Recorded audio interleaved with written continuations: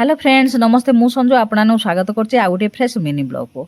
आज सकाळु सकाळु बैग पत्र सजड़ा सजड़ी करी साड़ी फाड़ी पिंधि बाहरी पड़ली गाँ को जीवाई। कौ गाँ जीवी कौन करेंगे आपण मैंने तो भिडियोटी देखिले निश्चय जानीपारे।